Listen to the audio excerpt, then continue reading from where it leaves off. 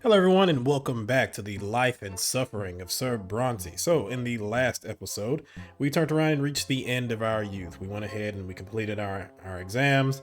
We are now a judge, and we are a noble in full name, and we are have assumed the noble lot.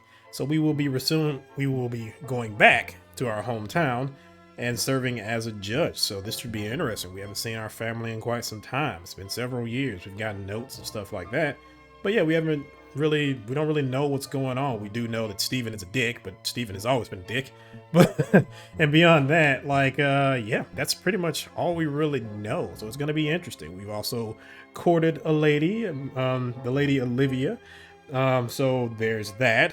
Hopefully we can try and romance her later on and possibly get a proposal or something going. But yeah, it's going to be interesting seeing how certain things go forward. So we're finna jump back into it.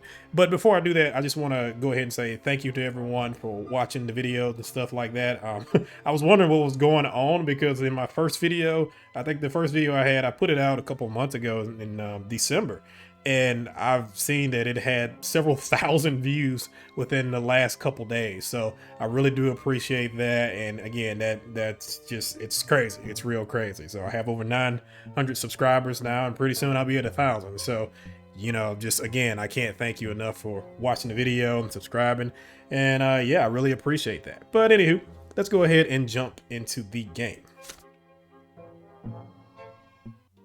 A full adult now, I returned from the capital a changed man.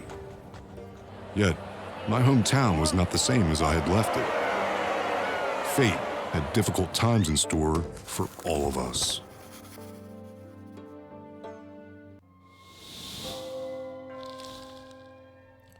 All right, so this is chapter 4, Peacetime.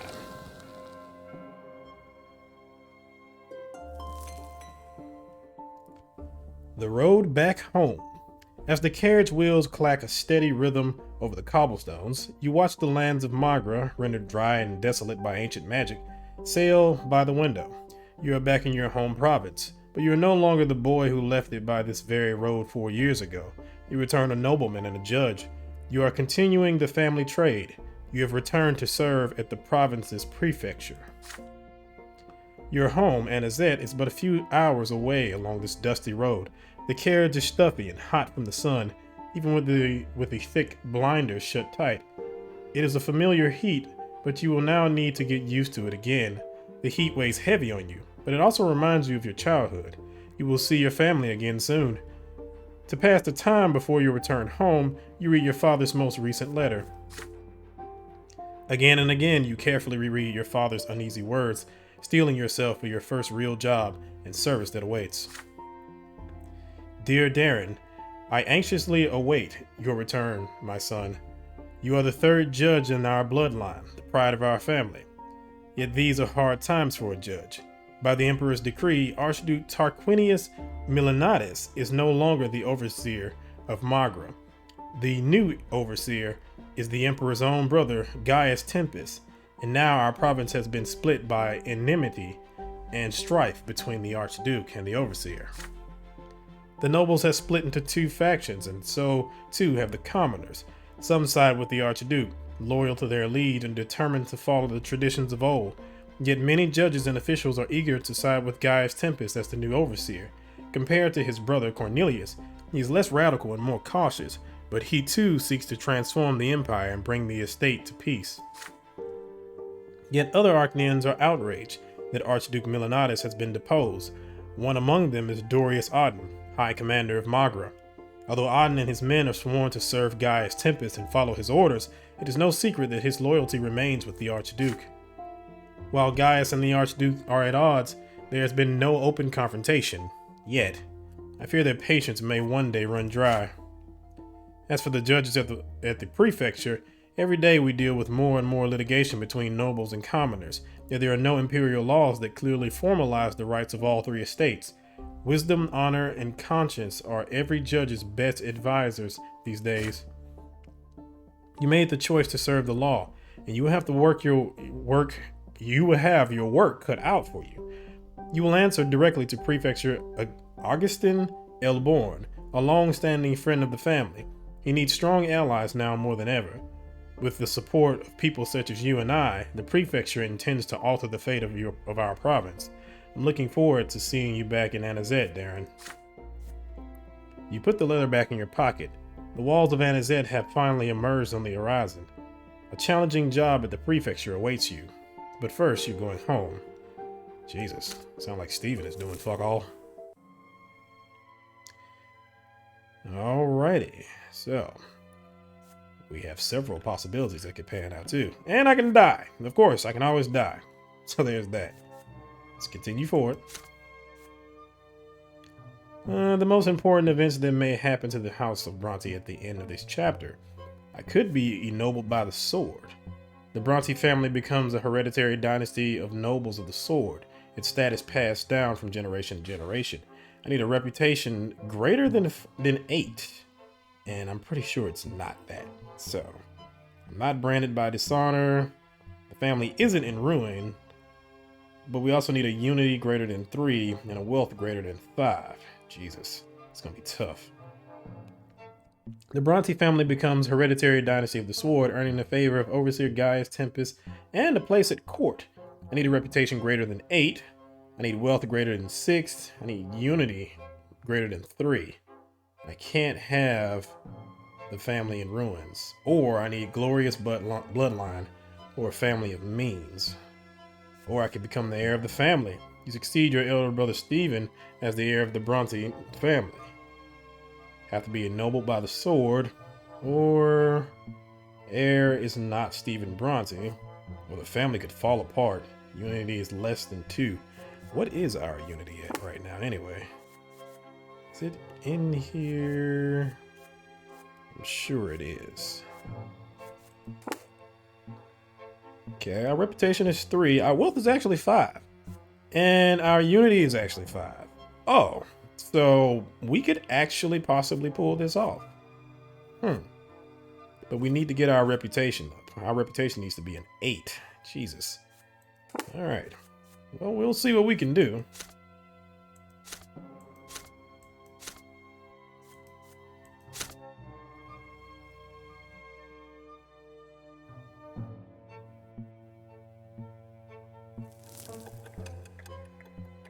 All right, the year's 1138. Homecoming. The carriage stops. The familiar gate. Your bedroom window. The same one you used to climb out of at night from time to time. The well-tended garden with its imported soil. Delightful green. And mother's beloved violet irises. The porch you used to jump off of when you were little. You're home. You touch the handle of the front door and halt for a moment. It has been 4 years since you left for Eterna, but it feels like yesterday. The air inside is cool, as usual. Father cannot stand a stuffy room and insists on constantly airing out the house. You hear hurried footsteps coming from the direction of Father's study. Before you have time to take off your traveling cloak, you are crushed in Stephen's strong embrace. Your brother has grown taller and more broad-shouldered. When he detaches himself from you, you notice how harsh his features have become. He looks even more like grandfather. Oh, wonderful. You've grown so much over the last 4 years, Darren. Just look at you. You left a low-born boy, but you've come back Sir Brante. I'm so glad you've joined us in the noble estate. You respond by giving your brother a wrapped gift.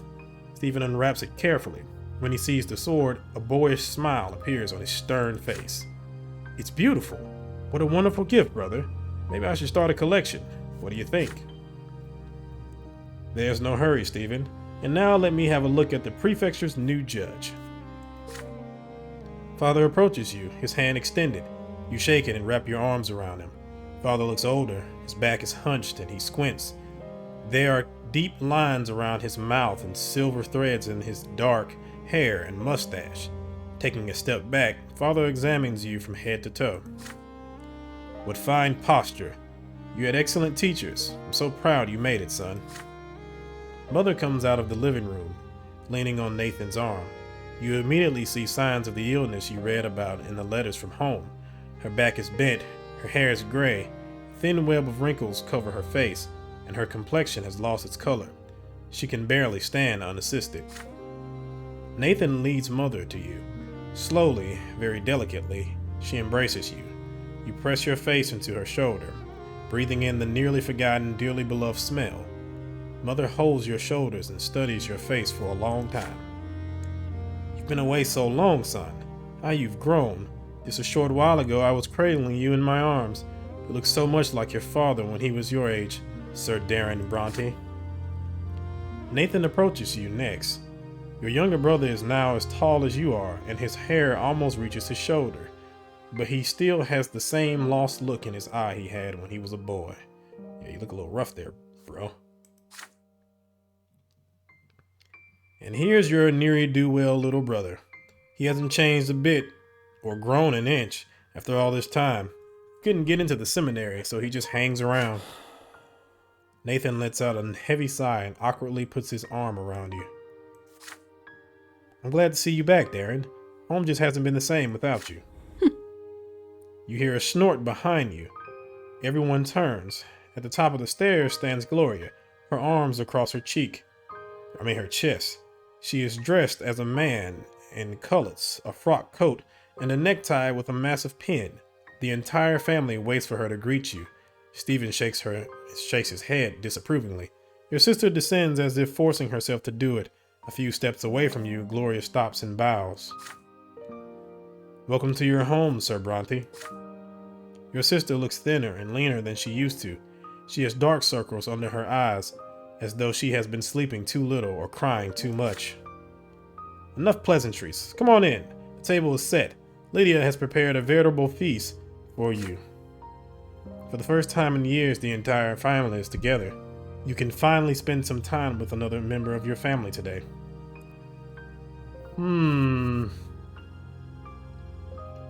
Well, what could I do?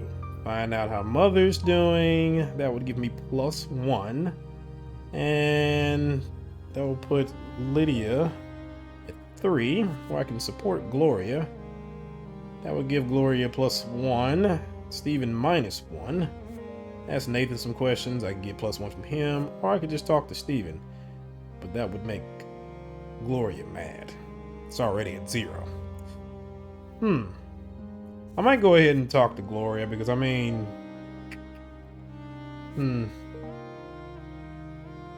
Yeah, I'll go ahead and talk to Gloria because I can kind of afford to have an issue with Stephen. Plus, I kind of plan on getting rid of him anyway, so there's that.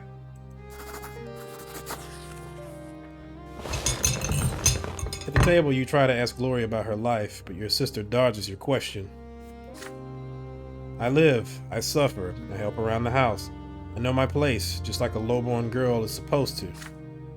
Then keep silent, Gloria. Your brother doesn't care about the affairs of commoners anymore. Instead, why don't you tell us if you've made any useful acquaintances, Darren? Our family would benefit from some good connections right now. You have to relate the 4 years spent in Eterna. Only later that night, when the family is getting ready for bed, do you manage to have a conversation with your sister by the smoldering fireplace. You assure Gloria that your noble title will not come between you. She's still your sister. Gloria casts a wary glance at you. So, your sword and title haven't changed you after all? Giving in to her feelings at last, Gloria buries her face in your shoulders. You caress your sister's disheveled locks. I really hope you'll always be my brother, Darren. Mother, Nathan, and I. We all seem to be unwanted in this house. Sir Robert spends all his time at work, so Stephen has been running the household. It's taken a heavy toll on Mother. I can see her losing her will to live. You know, at her age, she might pass away forever and not be reborn. She had to endure a lot before she met Sir Robert, and her illness is consuming her. All Stephen cares about is getting the family ennobled by the sword. He'd sacrifice anyone for it. I'm worried the first thing he's going to do is drive me out of the house so I won't taint the Brante family name with my origins. I'm just an obstacle to him, a hindrance. You know, Darren, I'm not sure how much longer I can tolerate this injustice. Times are changing. If I'm lowborn, that doesn't mean I'm going to serve the nobles until my true death. All over the Empire, commoners are fighting for their rights. Gloria suddenly cuts herself short. For a long time, you sit in silence, listening to the crackling fireplace. The Brante family is about to face some challenging times. It is. She's still indifferent towards me, but again, +1.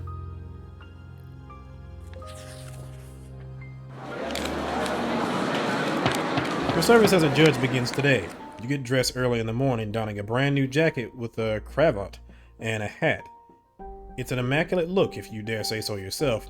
You head to the prefecture with Father. The prefecture moved recently. It now occupies a massive new building of white sandstone in the very center of Anazet. A stone statue looms above it, the sword of the younger twin, the divine law that directs worldly judgment. All legal disputes in the province are to be resolved here. You and Father walk up the marble stairs past the commoners, merchants, and lesser nobles, all petitioners and litigants, huddled by the pillars. Well now, my son, here you shall begin your service to the Empire, in the midst of the great struggle I told you about. If you don't mind a little advice, you will serve under Sir Elborn. Follow my example and stay close to your superior. He is a human of great worth, and practically your relative. You walk past the courtroom and up to the second floor, where judges work in their offices and receive petitioners. The corridors are many and narrow, filled with the smell of old papers and the sounds of muffled, mumbling voices and secretaries and gendarmes running to and fro. Father guides you down a corridor that ends with the door to Sir Elborn's office. Darren, it's us time for you to stand before the prefecture. Remember the friendship between our families. Jesus, I apologize for that. You knock and enter. The spacious oak-paneled office is not without decoration, yet its adornments are tasteful and elegant rather than garish. The flag of Magra bearing the silver tree hangs on the wall. Behind an imposing desk sits Baron Augustin Elborn, surrounded by papers. His face wears a focused expression you recall from his visit in the past, although it is more wrinkled than you remember. He looks up, and his face comes to life. He rises and extends a hand to you. Why, young Darren Brante, what a pleasure it is to see you again. I see your years at the capital have turned you into a stately young man. I was told you proved yourself quite capable at the college. The city of Anazet needs worthy judges who know their craft now more than ever. Allow me to welcome you into service for the good of the Empire. I'm sure you already know the basics of judicial work. Serving at the prefecture, however, takes more than finding your way through our laws. Although they are quite labyrinthine and contradictory, there's no denying that. Anywhere you look in our province, you will see friction between the estates.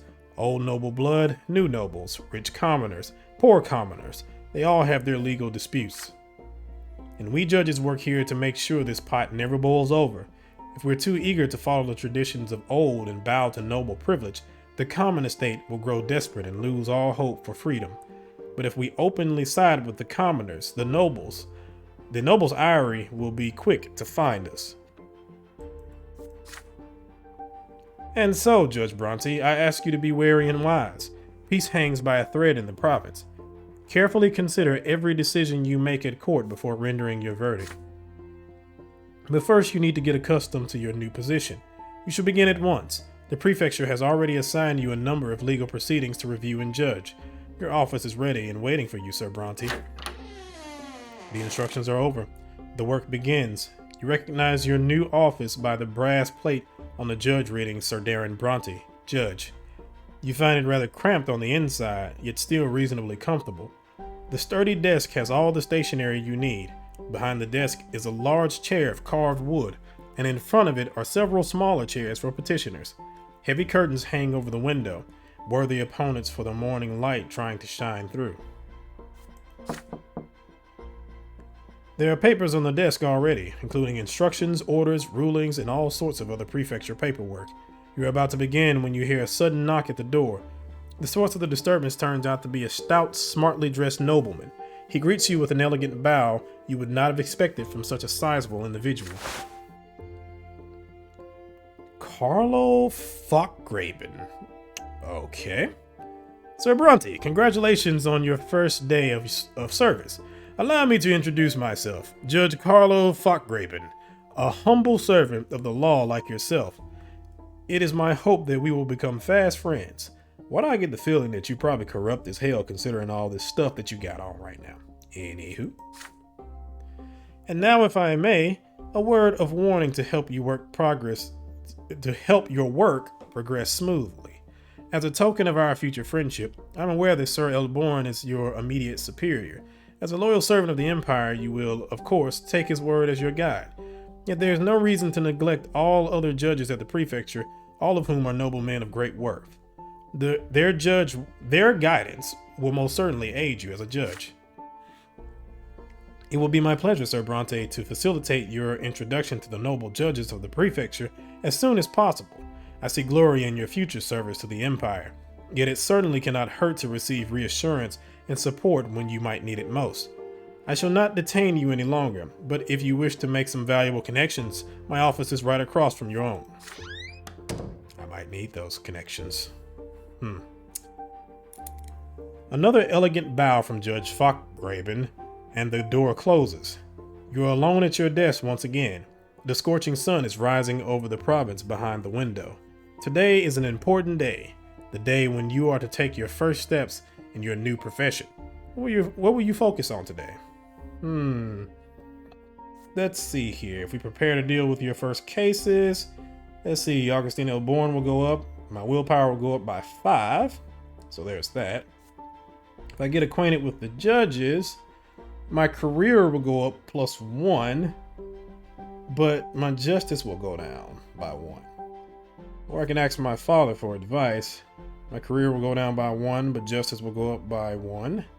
My diplomacy will go up by 1. So I don't need to do that. So, career. Or get a little reputation with Augustine Elborn. Also, what is this career stat? I don't remember seeing that. Where would that stat be? And what is my current stats with him? He's indifferent. Okay. So there's that. He's also indifferent.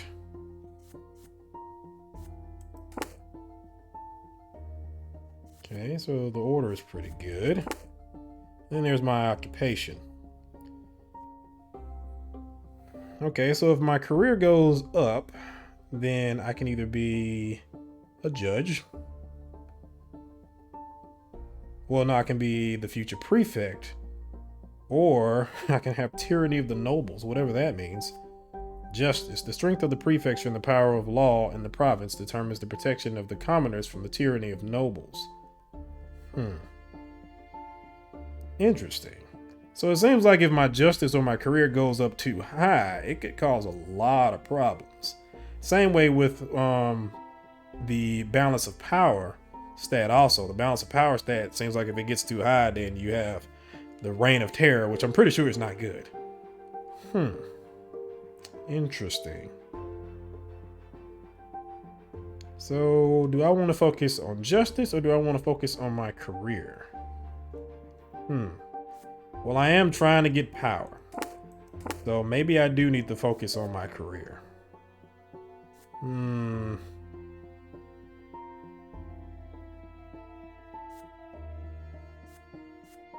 if I get the justice to 3, it's not going to negatively affect things just yet. I think it has to be in like 2 before it gets too bad. So yeah, let me go ahead and get acquainted with the judges.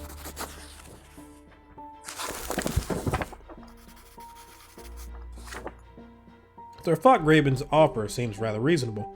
Now that you think about it, you dedicated some time to the cases and necessary paperwork, then shift the case folders aside and walk to the office across from you. Judge Fockgraben greets you warmly. Sir Brante, how splendid of you to stop by.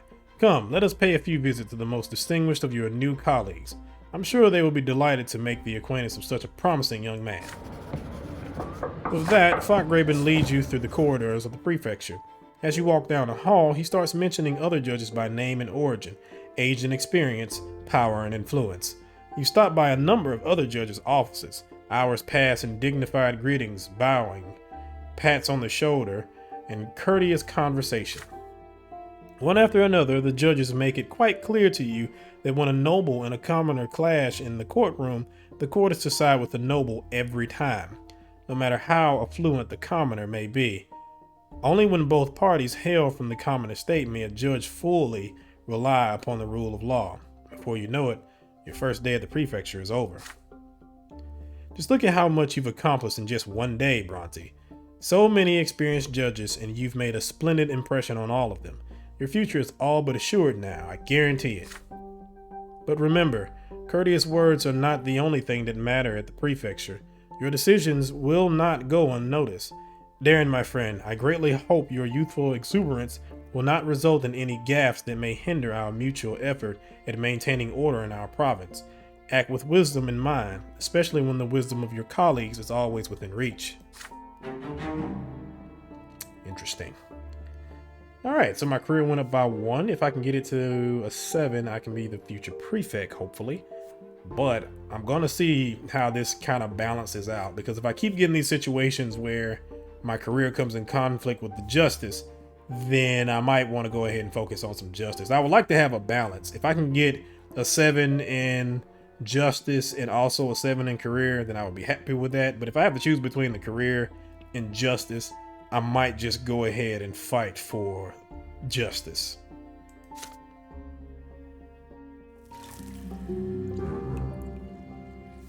Alright, I started my service at the prefecture of Magra.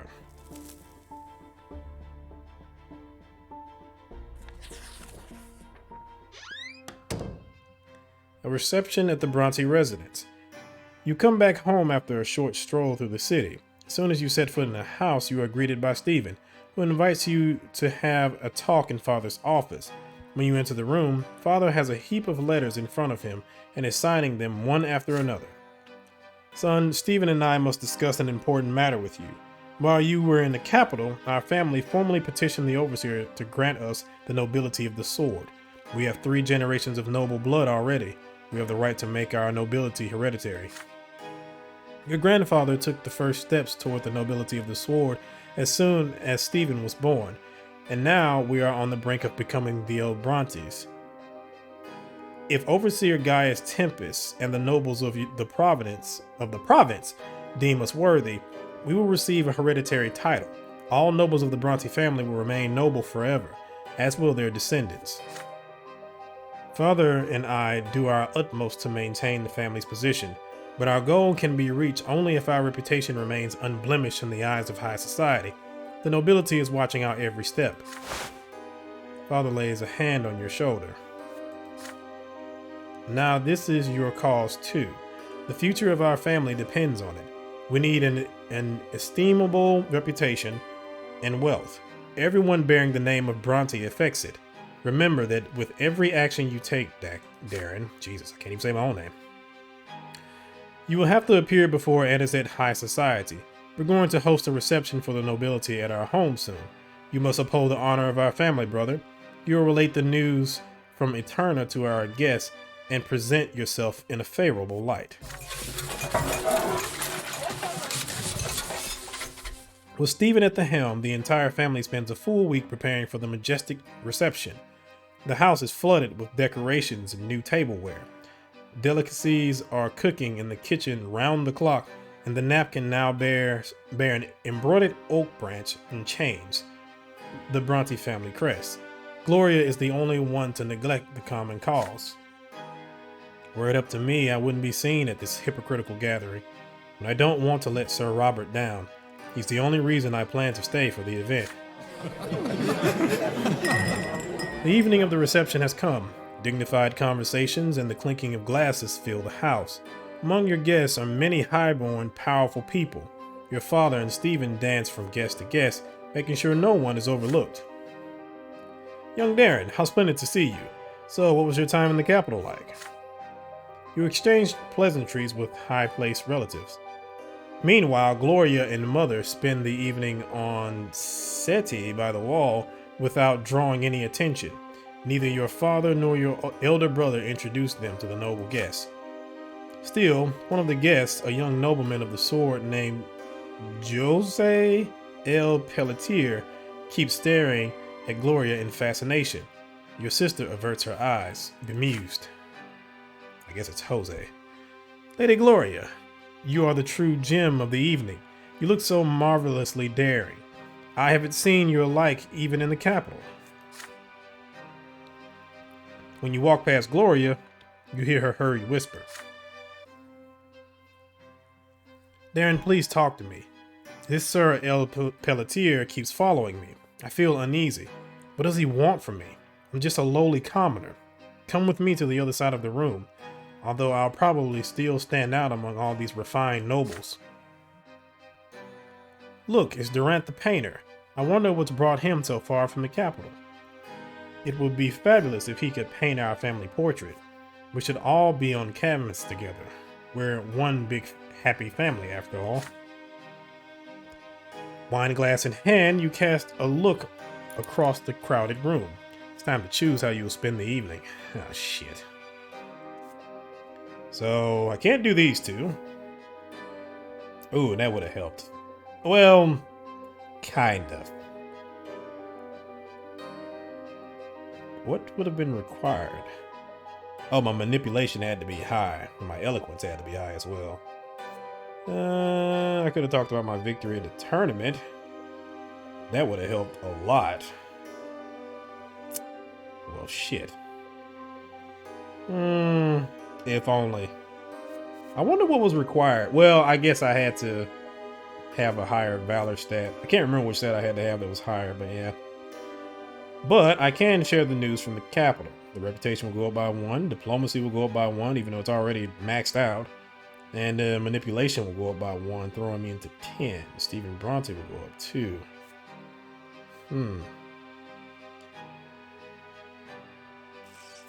Well. Yeah, I'm going to share the news from the capital. The moment you approach Stephen, he links elbows with you and lead you to the most prestigious place by the table, where the most eminent of the guests are seated. May I present to you my younger brother, Darren Brante. He's just returned from the capital. Darren, why don't you entertain our guests with the latest news from Eterna? You make a curtly introduction and describe recent noteworthy events in the capital. The celebration of the heir's coming of age, the attempt by Gaius Tempest to enshrine in law the rights of the nobles of the mantle, Patriarch Luke's sermon. The nobles inquire about the customs and sentiments of the capital. Is it true that the wealthy commoners of Eterna do not acknowledge the authority of the nobility, or that the adherents of the new faith openly denounce the lots? You describe the state of affairs in the capital in a delicate manner so as not to antagonize your guests. Yes, there are plenty of liberties taken in Eterna, but you can attest to the fact that the Empire still rules with a firm hand and maintains order. More and more listeners gather around you. They plunge into a heated discussion. Will this wave of change reach our province?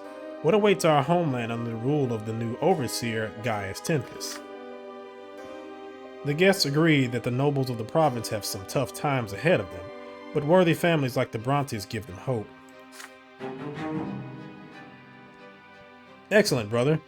You have shown yourself and our family in a favorable light. Moreover, you managed not to distress our guests with alarming news. The night was a success. Alright, so now we have a modest position, but we need to get it to 8. So yeah, still got a ways to go. And again, that's already maxed out. Can't get any higher than that. But my manipulation went up to canny. Don't know if I can get that much higher than that. Maybe I can become clever. Maybe.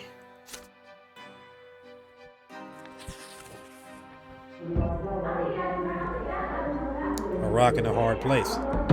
The Bronte home has been uneasy for several months now. With father traveling all over the province for his judicial duties, the animosity between Stephen and Gloria has grown into a full-blown feud. Your elder brother tries to use his position as heir to keep his sister in check and make her behave in accordance with her estate. Gloria repudiates his authority. Their fights rock the house on a daily basis. Eventually, after returning from his latest trip, father gathers Stephen, Gloria, Nathan, and you in his office. His somber look portends a difficult conversation. Stephen gazes at his father defiantly. Gloria is poised to lash out and run away. Nathan quietly keeps to the side. Children, for a long time now, our family has been striving to become nobles of the sword. Every noble member of the Brante family will gain a hereditary title. This is your grandfather's dying wish. Gloria sighs loudly. Then why am I here, Sir Robert? She's right. This is a Brante matter. Come on, Stephen. Wait until I finish, Stephen. I'm still the head of this household. If you are truly so concerned about honor, show your father some respect. It can't be helped. Not all of us are noble, but now we must be united as never before. We must work together to protect the reputation and the wealth of this family. But you, Stephen, perpetually humiliate Gloria. Father, all I'm trying to do is put her in her place.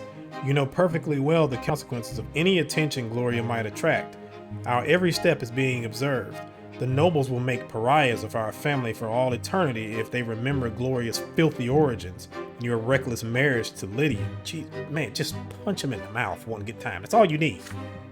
Father turns red in the face, but with considerable effort, he remains composed. That is so. Our grandfather did everything in his power to remedy your mistakes. Please, Father, don't repeat them. Boy, I would have uppercutted him. Just one good knock to the chin. And possibly broke out grandfather's cane and beat him a couple times with that, too. I'm just trying to live, Sir Robert. But Stephen wants to lock me in a cage so nobody will ever lay eyes on me. That's not it at all. You are lowborn, but you don't live by your lot. You do whatever takes your fancy. You're constantly grumbling about the order of things. Did you know, Father, that she defies all prohibitions by continuing to write poetry? As far as you're concerned, anyone who contradicts you is an insurgent. When will you grasp the idea that you may not argue with a nobleman? I am the heir of this family, and my word is your law. Purple with rage, Father slams his fist on the table. It's rare to see him so furious. Both your elder brother and sister instantly fall silent. Frightened, Nathan shrinks into a corner. Hold your tongue, both of you. Let Darren speak. He has witnessed your quarrels. He should know best which of you is in the right. Oh, shit. Appeal to Nathan. If I had theology, I could do that. Unity would have went up, and theology would have went up. But I needed relations with Nathan to be higher, and I needed the theology stat to be higher. Could have sent Gloria to Valona. Wealth had to be greater than 1, manipulation had to be 12, and Gloria had to be higher than 2. Huh. So almost, well, no, I wouldn't have been able to do that. Could have defend Gloria. Reputation of the family will go down by 1. Stephen Brante will go down by 1. Or, oh, okay. So either way, this is going to be bad. Great. Wonderful. So either I lose reputation or I lose unity. Huh.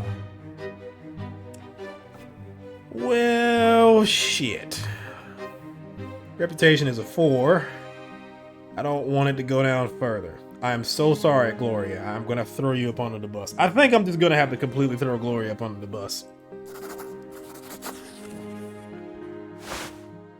You sternly reprimand Gloria. Your sister has forgotten her lot. She is ungrateful to the family she owes everything to. The Brontes gave her shelter, security, and a place in the world. Why does she insist on destroying it with her own hands?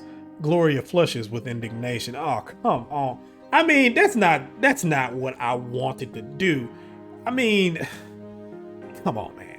Come on. Like, I wish there was some type of middle ground that you could have turned around and took there. Like, I mean, since my diplomacy status so high, how come I couldn't just say something to both of them and maybe tick off both of them, but it would have increased the unity in the family or something? Like, come on.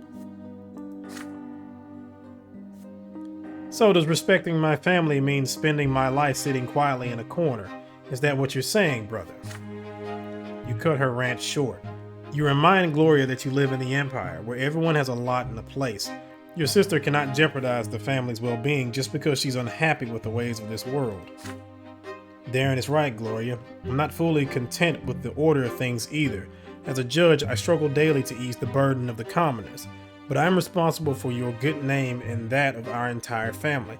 So I ask of you, no, I demand, do not take part in any dangerous gatherings, and at least in public, please comport yourself with modesty, as your humble origins require.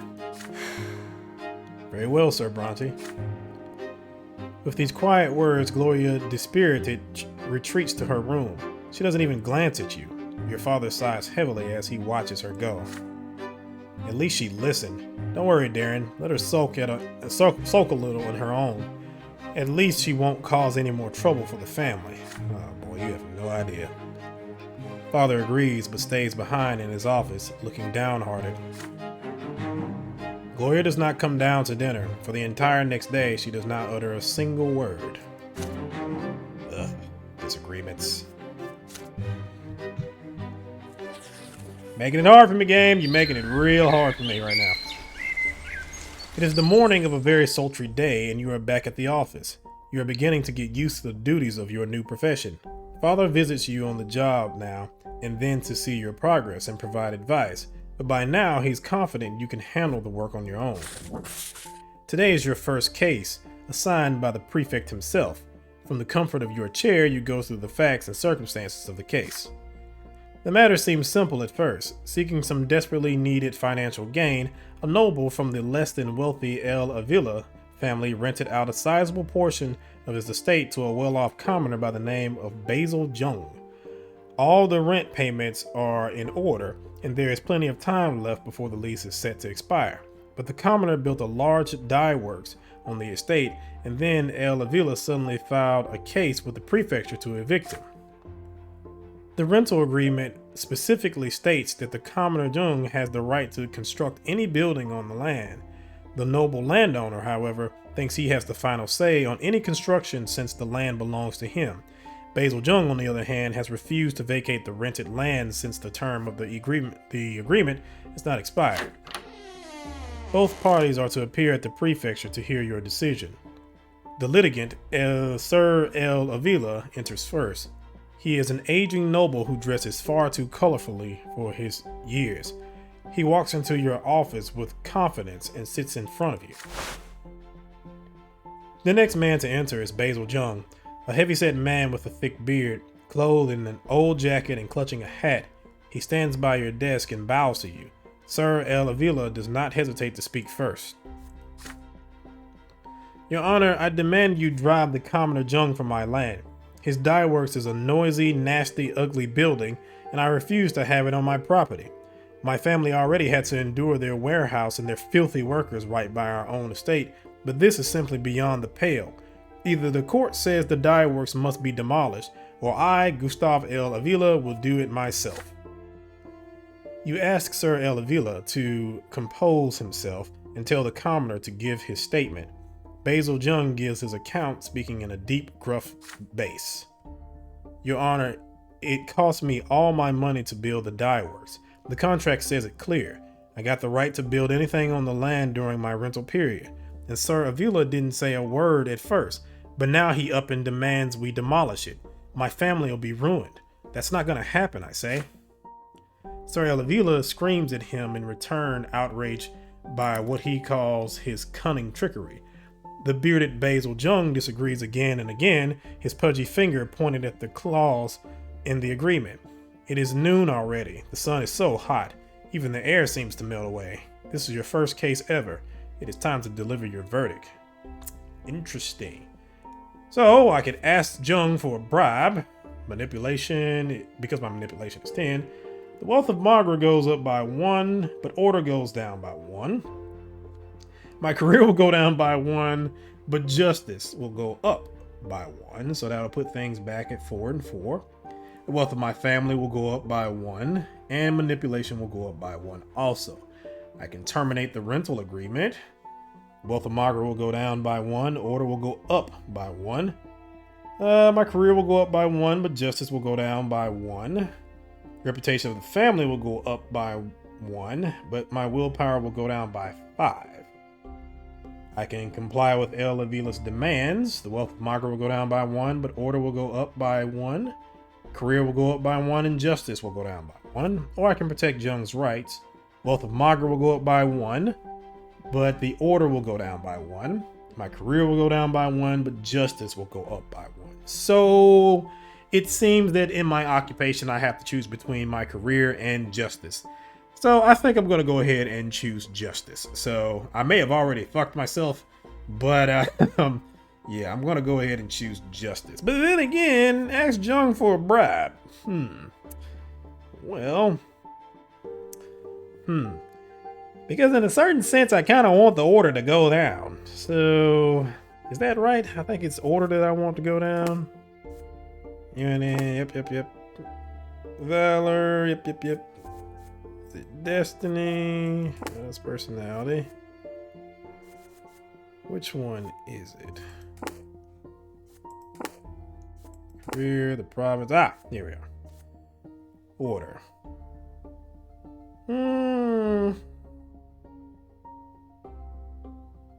Yeah, I don't mind the order going down. Well,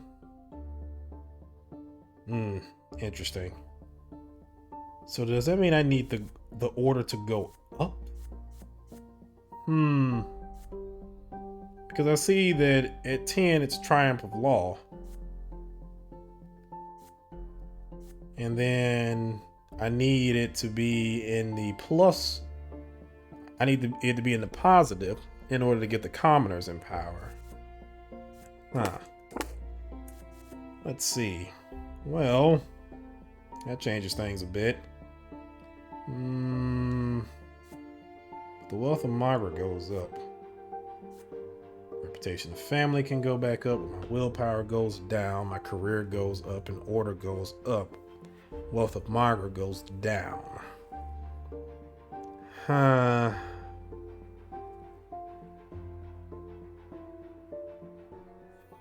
Well, I do need to work on my family.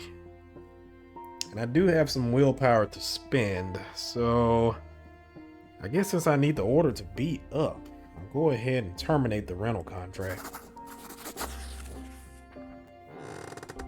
No matter what the agreement says, no commoner has the right to construct a production facility on a noble's lands without the noble's permission. Presently, however, you cannot reasonably terminate such a contract between a commoner and a noble, which means that the prefecture needs to pass a law to this effect. You postpone the verdict and tell Sir Elavila and Basil Jung to leave for now. The prefecture does more than judge cases and resolve litigation. It also generates regulations that have the force of law within the province, and even the youngest judge in the employ of the prefecture may suggest a new regulation. When it comes to land agreements, it is clear that the province needs to guarantee that any noble has the right to terminate any agreement that impinges upon the ownership of their own land. And so you meticulously compose a proposal for a new provincial law. Ownership of land, you write, is a foundation of noble authority, for, along with the noble title, it is one of the boons granted to those ennobled by the sword. A noble is the sovereign of his land, and so he must have the right to recover that land if need be. The other judges eagerly support your draft. Given the many litigations of this kind between nobles and commoners they face every year, it will present them with a quick and effortless solution. Eventually, even the emperor's overseer in Magra, Gaius Tempest, sanctions this regulation, with the name Brante mentioned therein. Your standing within Anazet High Society improves. Once the new regulation is in force, you reopen Elavila's case. Now armed with a legal justification, you can terminate his rental agreement with Basil Jung and restore the noble's ownership of the land.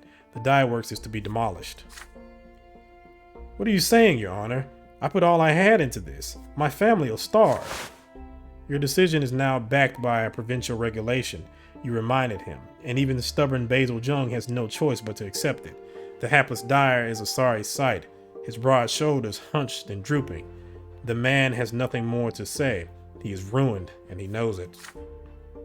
You have my thanks, Sir Brante. This certainly took longer than I expected, but the land rights of all nobles in Magra are now well protected against scheming lowborn tenants who have grown rich beyond measure. Rest assured, the other nobles of the sword will hear of your integrity. Oof. Well, we're still at peace, but if I can get it to 10, we can have a triumph of the law. Many newspapers have appeared in Anazet as of late. But today, every single one of them writes about your law. Many periodicals praise the young judge from the Brante family as the protector of timeless noble rights. Other newspapers, however, condemn the regulation openly.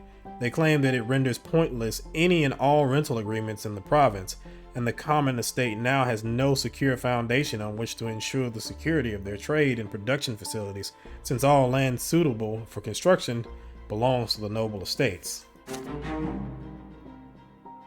And the justice went down again, and now we're into lawlessness. But my career as a judge went up a little bit more.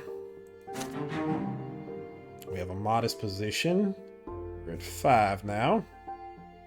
Oh, excuse me, we're at 6. And my willpower went down a bit. Oh no, that means we're at... Oh, okay, so in that last one, yeah. Okay. I had that wrong. So we're at 5 now. I need 3 more. Jesus. This event is a consequence of your previous actions. Condition is met. Justice is less than 2. The crowded square. Oh boy. The crowded square. Your most recent verdicts seem to have convinced the nobles of their absolute impunity and complete rule over the low-born estate. And now the commoners in every corner of the province grovel and scream as their landlords take and punish and humiliate. Any attempts to appeal to justice will not succeed. The judges reject all complaints against nobles without even reading them. Today there is a large gathering of the people in the square in front of the prefecture, but this is no festivity, no celebration, no joyous occasion. This is a mob of commoners. They have come to ask for justice. Many are on their knees begging and praying. Those with the loudest voices stand on tall barrels screaming at the prefecture. Do you hear us, Sir Prefect? We ask for justice. We beg for protection. The tax is too high. We cannot pay it twice. Our family starve, but we must pay our last coin to the Duke and then the overseer. Prefect Elborn watches the crowd from the window, lost in thought. He knits his brow as he turns to face you. This is how a riot begins, Brante. The commoners are only asking for justice now. If they don't get it, they will try force soon enough. Imagine what will happen if they all bring torches next time. The noble lot is to rule, yes, but we must rule wisely and provide for those we rule over. Too many nobles think the law was written only for the common folk. It pains me to say it, but you seem to be among them, Brante. But you seem wise enough, Sir Judge, so put your wisdom to use. Go outside and set things right. Something must be done about them before this mob turns into a stampede. Take Captain Leonard and his men and go to the square. You have to calm these people. They have to disperse before the noble militia notices them and reaches for their swords. And then there won't be any end to the bloodshed. Help me buy some time and we will defuse this situation. Oh, well thanks for throwing me up under the bus, you jerk. You are in the square. You stand on the steps of the prefecture, surrounded by gendarmes, searching for the leaders of the mob. In the middle of the crowd, standing on a wooden crate, you see a woman dressed in trousers and a jacket, gesticulating wildly. Truth and justice, truth and justice. Oh, thanks, Gloria. Gloria used to recite poetries like that when you were children, but she's not a couch in your home anymore. She now stands in the middle of a roiling human sea. She sees you, and for a moment her voice trails off, but then she starts chanting to the crowd even louder. Give us the law, give us the law. Another ringleader notices you in the meantime, a sturdy bald man with a short beard and the appearance of a craftsman. You're finally here, my lord. You're Judge Brante. We know you well. We know you quite well. We're looking for a way to help His Highness Gaius Tempest hear our pleas. If the prefecture can't protect us, then His Highness is our only hope.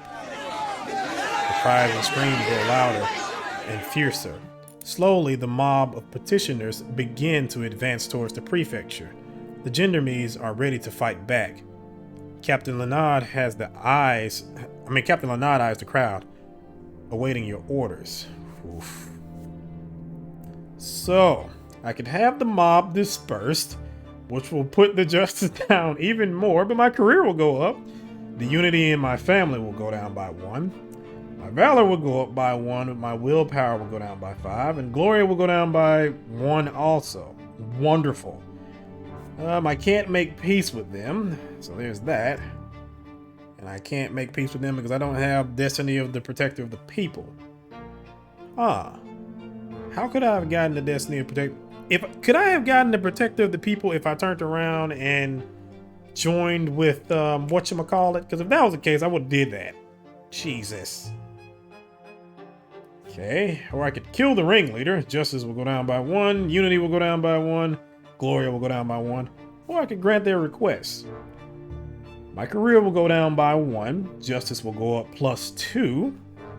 My diplomacy will go up +1. And Gloria will go up +1. Oh, for fuck's sake, I'm just going back and forth.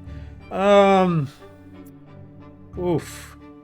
This is tough. But I think I am going to grant their request because everything else just kind of puts things in chaos. So, grant their requests. You call out for Friedman Schmidt, one of the leaders of the common folk. The demands of the people will be heard, you tell them, and their petition will be referred to Overseer Gaius Tempest. As a judge, you readily assure them the Empire protects all its subjects in equal measure.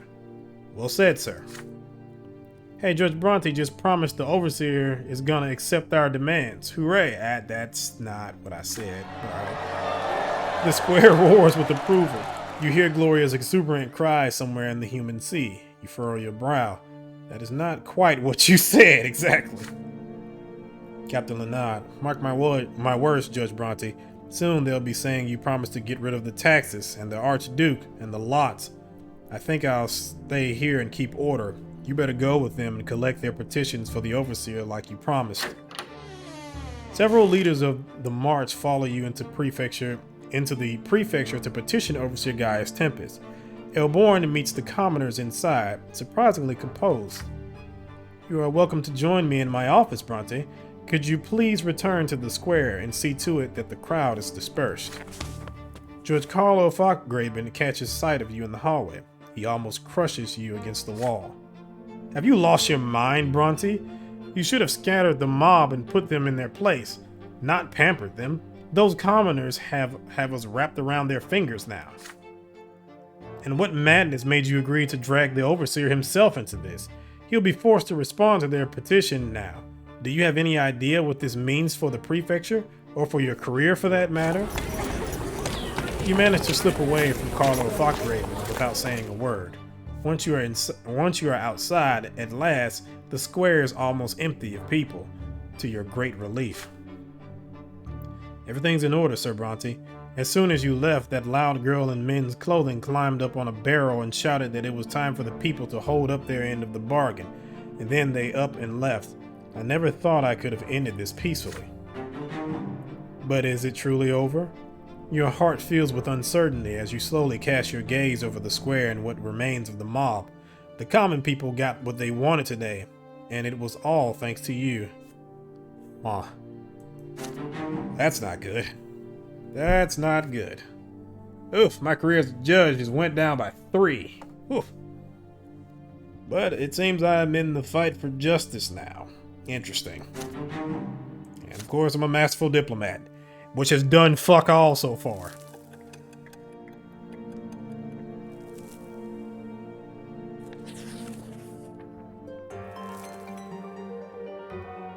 Year 1139, the Archduke and the Overseer. Two powerful lords have been struggling for power in Magra for over 2 years now. The new Overseer of the province, Gaius Tempest, cannot seem to rein in the obstinate spirit of Archduke Tarquinius Milanatus. Unwilling to accept that he is no longer the Overseer of Magra, the Archduke still stubbornly continues to assert his right to rule the province. Most of the Magran gentry, who swore allegiance to him generations ago, remain loyal to him even now. Gaius Tempest has publicly demanded that the Archduke recognize the Overseer's rule as legitimate. I am the voice and the will of Emperor Uthar II in the province of Magra. All lands, deeds, and titles notwithstanding, Archduke Milanatus must obey his sovereign's will and heed his decree. I hereby extend to the Archduke an offer of peace. Should the Archduke cease his insubordination, his lands, deeds, and titles should remain his own. The Archduke's response to the overseer was openly defiant. Since the days of yore, the land of Magra has belonged to the Milanatis dynasty. We are part of the empire. We are the emperor's loyal servants. However, our dynasty will not stand for such intrusion upon our lawful rights and privileges. Never before has an archduke been stripped of his right to represent the emperor's rule in his own province. So do not forget, Sir Overseer, that the highest noble families of Magra have sworn fealty to me alone. Neither the Archduke nor the Overseer will relent, but both are too powerful to be readily disposed of. The bad blood between the two Archnians has festered for too long, and the common people have begun to pay the price for their strife. Stripped of the Overseer's tax privileges, the Archduke Milanatis has decided to impose his own levy upon the citizens and villagers of Magra. The commoners are now forced to pay taxes twice, first to the Overseer and then to the Archduke. This double burden is too much for the common people of Magra to bear. Many have refused the second tax outright as a lawless measure, but the Imperial Legion, led by young Dorius Auden, is ruthless. Eagerly and without mercy, the Legion's soldiers collect the Archduke's dues in cities and villages alike. Wonderful! So the wealth of Magra went down by 1, order has went down by 1, power has went up by 1, so that's a thing.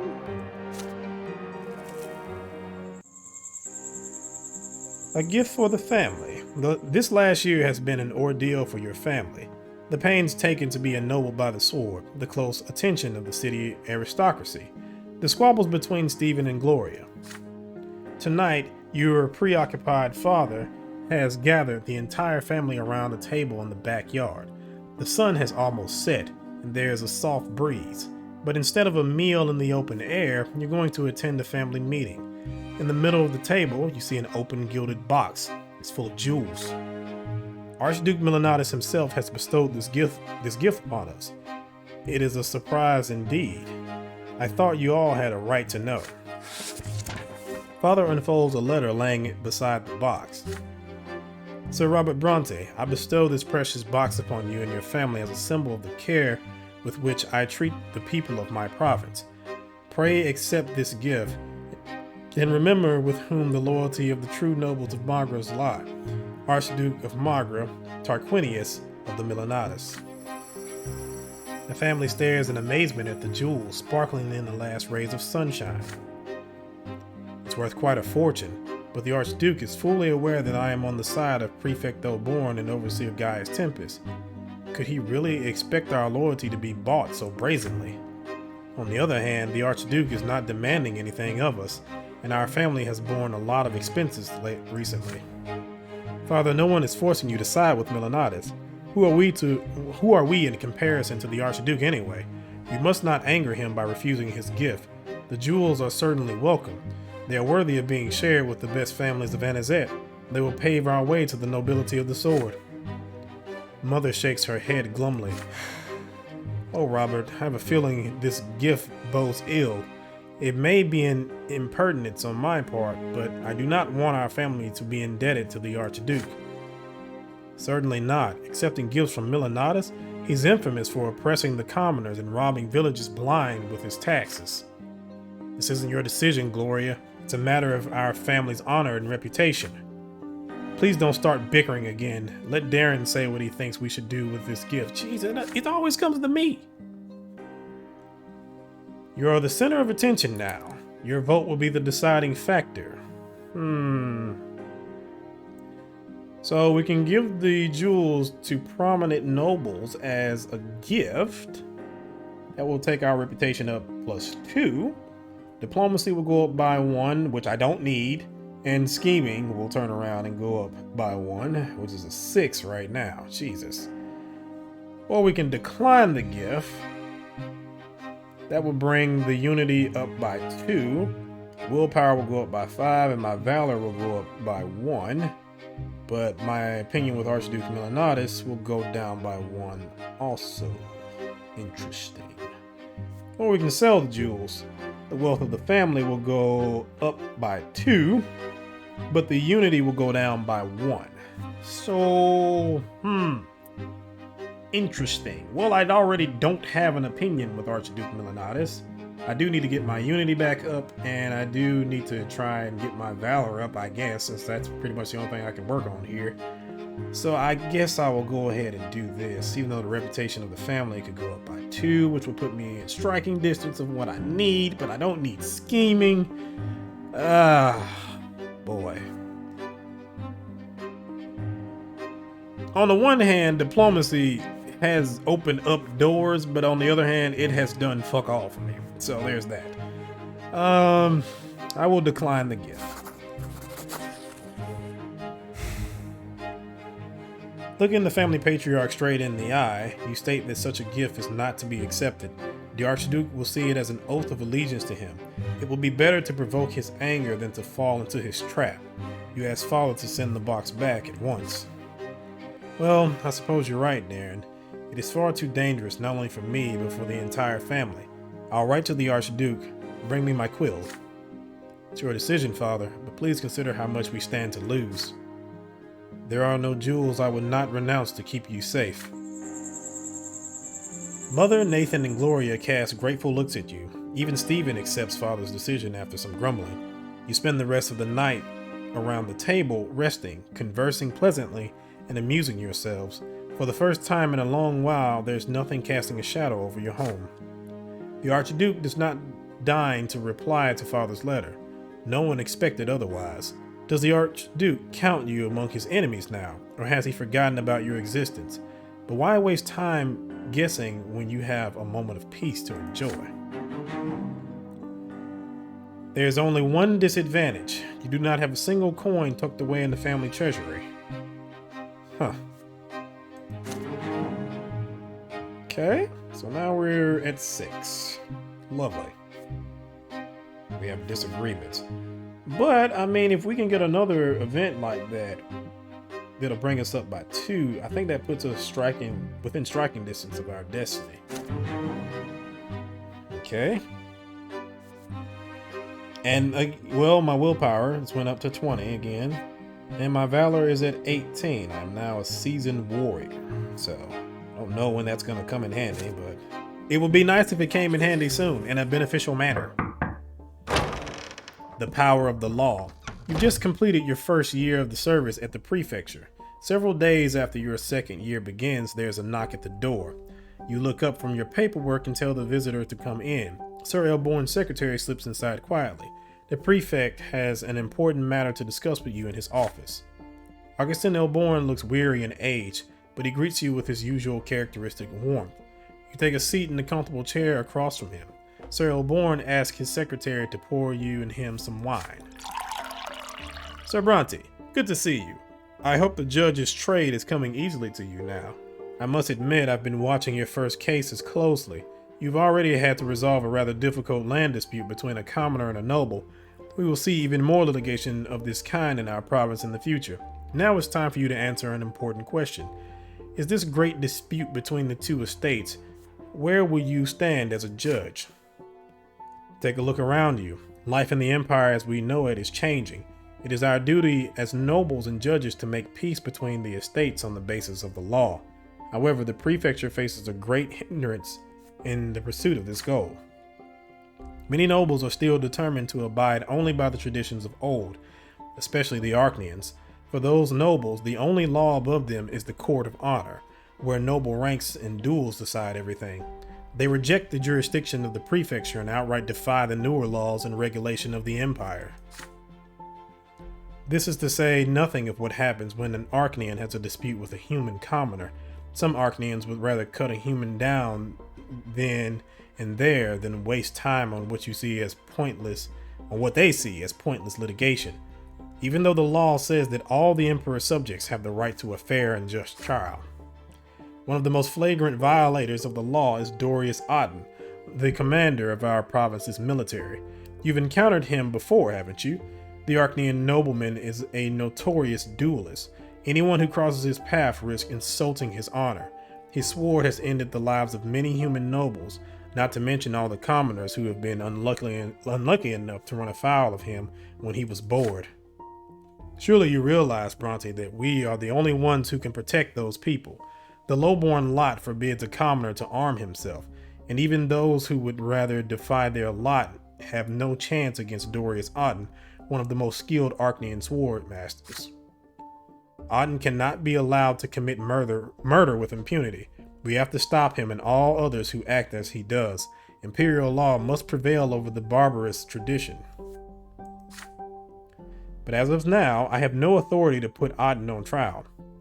Our province still abides by the old traditions, and humans are powerless against the dynastic power of the Arcanian aristocracy. Putting an Arcanian on trial for his crimes would be unthinkable at best. We have to work gradually to change this, Bronte. I need you as an ally.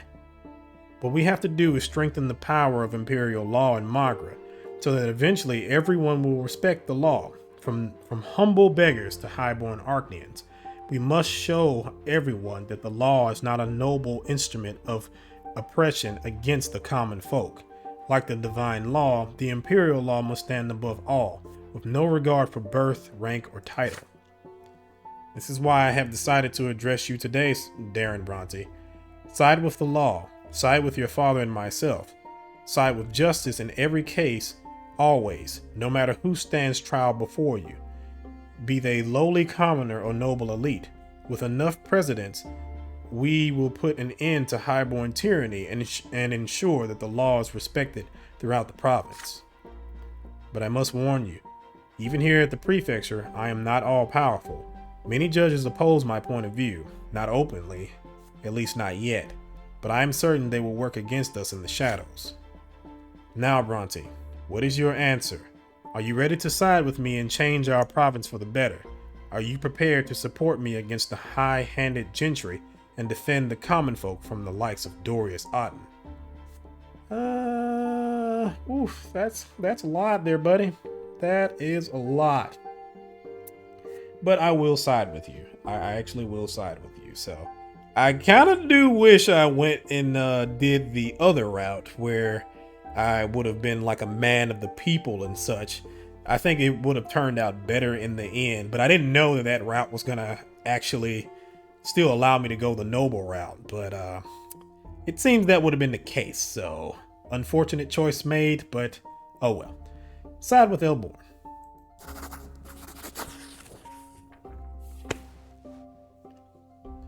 You nod energetically, determined to support Elborn and bring nobles and Arcanians under the rule of imperial law. You realize the risks, but for the future of the empire and its subjects, you're willing to face them. You seal the promise with a handshake. The prefect leans back in his big chair and points at the glasses full of wine. Never doubted you, Bronte. With your potential and youthful zeal, nothing will stop us. And now a toast to the triumph of law in Magra. Your glasses clink melodically. The prefect takes a sip, then puts the glass down to instruct you further. Remember to be cautious. Between the powerful nobles and many other judges at the prefecture, there will be no shortage of enemies on this path. There will be times when I will be unable to help you. My own position is too unstable as it is. So please do not draw too much of their ire. Letting their wrath reach you is the last thing I want. Last but not least, we mustn't be hasty. If we move too fast and enforce the laws against the nobles too soon, they might take up their swords as they have before. We have to prevent an uprising and avert bloodshed. At all times be just, but also wise and alert. I'm glad to see you on the side of justice. I'm counting on you, and you can count on me in return, Darren Bronte. May luck be with you in service to the Empire. You return to your office, your desk covered with endless paperwork as always. At first glance, nothing has changed, but now you realize the great and important cause working quietly behind your daily grind. Deep in thought, you sit at the desk once again. What fate awaits you in service to this cause?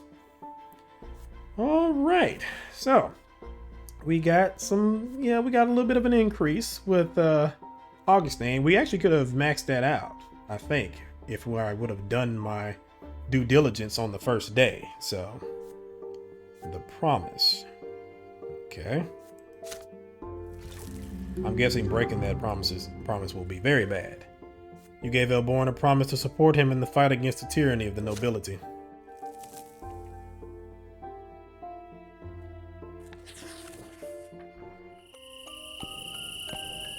right, so I am going to end it there, and in the next episode we'll pick up with an old friend. I do think this chapter is going to be a lot longer, so yeah, probably gonna have to break this chapter down into several parts. But anywho, if you like the video, like the video. If you want to see more like this, subscribe. I have plenty of things on my channel, and I will have plenty of things in the future. If you have any questions, comments, or concerns, leave them in the comment section. I am always around to answer questions or just comment on comments. So yeah, that is not a problem at all. And again, I would like to thank everybody for the views and subscriptions and everything else in between. I really do appreciate it. And hopefully there'll be more growth in the future. So thank you for watching. See you in the next one.